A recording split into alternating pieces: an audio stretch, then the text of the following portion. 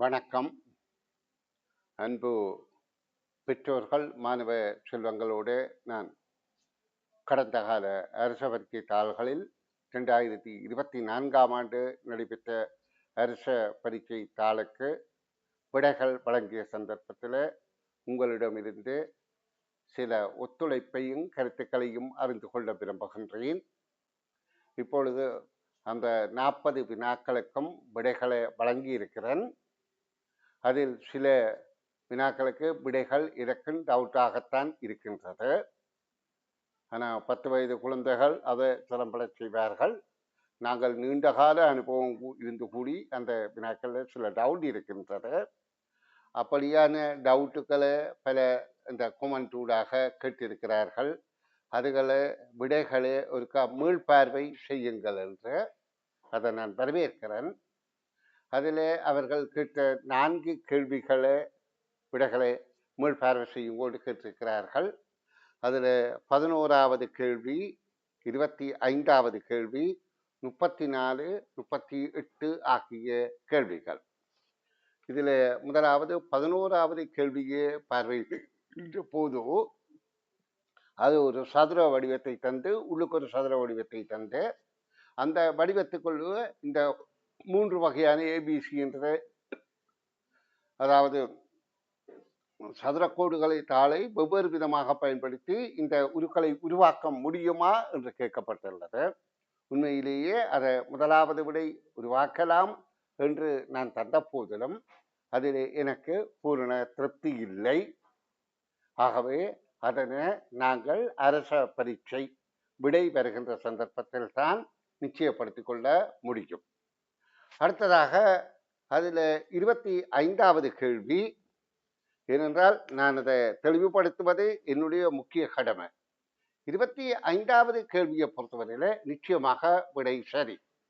அதாவது ஒரு நாளில் முற்பகல் 6 தொடக்கம் பிற்பகல் 6 வரை உள்ள நேரத்தில் ஒரு கடிகாரத்தின் மணித்தியால முள்ளின் மீது நிமிட முள் எத்தனை தடவை செல்லும் என்பது கேள்வி. இது என்னென்றால் மணித்தியால முள்ள நிமிட முள் சந்திப்பதை ஒவ்வொரு மணித்தியாலத்துக்கும் ஒவ்வொரு கால் சந்திக்கும். ஆனால் ஒரு தடவை சந்தித்து அடுத்த தடவை சந்திப்பதற்கிடையில ஒரு மணியும் கிட்டத்தட்ட 5 நிமிடமும் கிட்டத்தட்ட தான் சரியா குறைத்த. ஏனென்றால் இப்போ பாருங்க, ஒரு மணித்தியாலத்தில் அந்த வட்டம் மணித்தியாலத்தின் வட்ட பகுதி 12 பாகங்களாக பிரிக்கப்பட்டிருக்கும். அப்போ இந்த மணிமுள் 12 பாகத்துக்கு அந்த நிமிடமுள் ஒரு கால் சுத்தக்க நகர்ந்திடும். அப்ப நிமிடமுள் அடுத்த தடவை சந்திக்க 65 நிமிடங்களுக்கு பிறகுதான் அந்த மணிமுள்ளை சந்திக்கும். அப்ப நாங்க 12 மணித்தியாலத்திலையும் 65 மணி பார்ப்போமா இருந்தால் 65 11 தடவை தான் அந்த மணிமுள்ளின் நிமிடமுள்ளும் சந்திக்கும் என்பது அது நிச்சயமான விடை. அதில் எதுவித சந்தேகமும் இல்லை. இது சந்தேகங்களை நிவர்த்தி செய்கிறதாக இது முதலாவது காணொலியாக போடுகின்றேன். இன்னும் பெற்றோர், அறிஞர்கள், மாணவர்கள் இதில் சந்தேகம் இருந்து கேட்டால் நான் நிச்சயமாக அவர்களுக்கும் காணொலி போட்டு உங்களை தெளிவுபடுத்த விரும்புகின்றேன். இதற்கு மேலும் 1-2 தவறு ஏற்பட நியாயமான காரணம் உள்ளது. ஆயினும் முடிந்த அளவில் அனுபவத்தை கொண்டு தெளிவுபடுத்தி சரியான விடைகளை வழங்கி கொண்டிருக்கிறேன். சரி, இதில் நான் இப்பொழுது 25வது வினாவுக்கு விடை கூறினேன். அடுத்தது 34, 38 ஆகிய வினாக்களை பார்வையிடுவோம். அவர்கள் சந்தேகம் என்று கூறிய 34வது வினாவும் 38வது வினாவும். இதில் 34வது வினாவுக்கு கண்ணனின் என்ற முதலாவது விடை கூறியிருந்தேன். அது நிச்சயமாக சரி. ஏனென்றால் ஒரு குறித்த நாளில் 3 நண்பர்கள் கூறிய கூற்றுக்கள் கீழே தரப்பட்டிருக்கின்றன. கண்ணன் இன்று சங்கரின் பிறந்த தினம் ஆகும் என்று சொல்றான். 3 நண்பர்கள் நிற்கிறார்கள். அதுல கண்ணன் சொல்றான் இன்று சங்கத்தை பிறந்த நாள் என்று. சங்கர் சொல்றான் இல்லை இல்லை என்று. அப்ப அது சங்கத்தை பிறந்த நாள் இல்லை. இல்லை இல்லை சேகரின் பிறந்த தினங்கள் என்று. அப்ப சேகரின் பிறந்த தினம் என்று சங்கர் சொன்னோம். இப்ப சங்கத்தை பிறந்த தினம் நிச்சயமாகிவிட்டது. சேகரன் சொல்றான் சங்கரின் கூட்டு தவறானது. அப்ப சேகரின் பிறந்த தினம் இல்லை. அப்ப இந்த 3 பேர்ல ஒரு ஆளுடைய பிறந்த தினமாக இருக்க வேண்டுமா இருந்தால் அது நிச்சயமாக கண்ணன் பிறந்த தினமாகத்தான் இருக்கும். ஏனென்றா கண்ணனை பற்றி இங்கே ஒருத்தரும் கருத்து கூறவில்லை. அப்ப இதன்படி அந்த கேள்விக்கு கீழே சொல்ல இவர்களில் ஒருவருடைய கூற்று மாத்திரம் தவறாகவும் மூவரின் கூற்று மூவரில் ஒருவருடைய பிறந்த தினம் மாத்திரம் அத்திகதியில் வருவதாகவும் இருந்தால் அது யாருடையதாக இருக்கும், யாருடைய தினமாகும் என்றால் கண்ணனின் திகதி என்பதை உங்களுக்கு புரிந்து கொள்ளக்கூடியதாக இருக்கின்றது. இதில் 3 பேர் சொல்கிறார்கள். அப்போ ஒருவருடைய கூற்று தவறாக இருந்தால் மற்ற 2 பேர்த்த கூற்று சரியாக இருக்கும். அப்ப இதுல 2 பேர் சங்கர் சேகர் என்பவர் தான் பிழையான கூற்றை கூறுகிறார்கள். அப்ப இதுல ஒருவருடைய கூற்றுத்தான் தவறு என்று சொல்லப்படுகின்றது. அப்ப இல்லை சேகரின் பிறந்த தினம் ஆகும் என்று சங்கர் சொன்னால் அது சங்கத்த பிறந்த பிழையாக இருந்தால் சங்கத்த பிறந்த தினமாக இருக்கும்.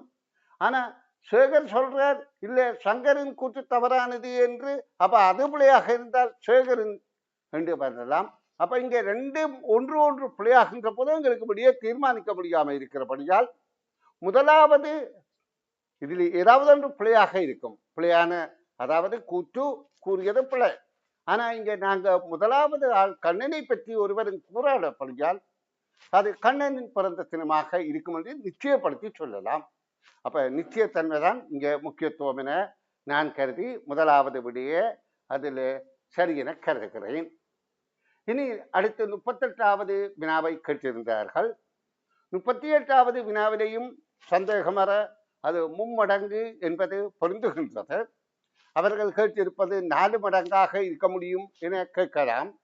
ஆனா இங்க பாத்திரம் முழுமையான அளவுதான் இங்க ஒப்பிடப்படுகின்றது. இறுதியில அவர்கள் 4 மடங்கு நினைக்கிறார்கள் என்றால் இதுல அதாவது முதல் பாத்திரத்தில இருந்து 1/4 பங்கு அடுத்ததுக்கு போட்டது 3/4 பங்கு வருகின்றது.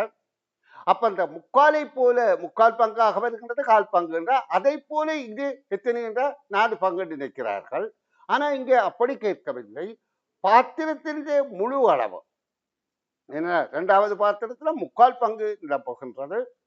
அந்த 3/4 பங்கு இல்ல முழு பாத்திரத்தின் எத்தனை மடங்கு தான் அடுத்ததை கேட்கப்படுகின்றது. அப்ப 3/4 பங்குட்டா 4/3 முழுமை என்றால் 4/4 4/4 போல் எத்தனை இருக்கின்றது பெரிய பாத்திரத்தில் என்றால் ஒரு பங்கு 4/3 என்றால் 4ல் ஒரு பங்கு 4ல் ஒரு பங்கு இங்க 4/3 இருக்குமாயிருந்தால் அப்ப 4ல் 3 4ஆல பெருக்கினால் 4/12 என்பது வருகின்றது.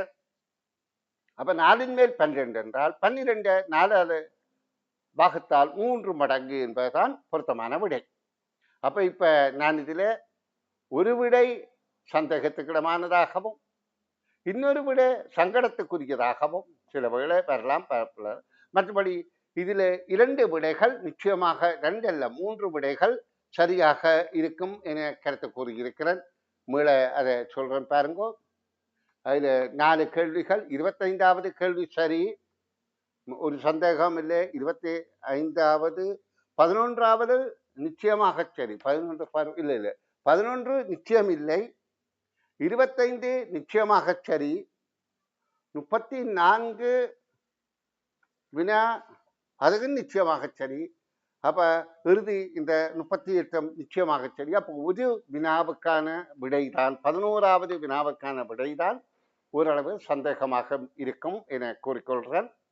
மற்ற இந்த வினாவிடைகளை பார்வையிடுபவர்கள் தங்களுடைய கருத்துக்களை நிச்சயமாக தாருங்கோ. நல்லது கெட்டது எதுவாக இருந்தாலும் தெரியப்படுத்துங்கோ. அவை இன்னும் எங்களுக்கு பிள்ளைகளுக்கு உங்களுக்கு மற்றவர்களுக்கு பெற்றோருக்கு சேவை செய்ததற்கு சந்தர்ப்பமாக அமையும். அது மட்டுமல்ல, இப்பொழுது நான் இந்த அடுத்த வருட பரீட்சை செய்ய உள்ள மாணவர்களுக்காக நான் இப்ப இலவசமாக காலையிலே திங்கள்ல இருந்து வெள்ளி வரைக்கும் இலவச சூம் வகுப்புகள் நடத்தி கொண்டிருக்கிறேன்.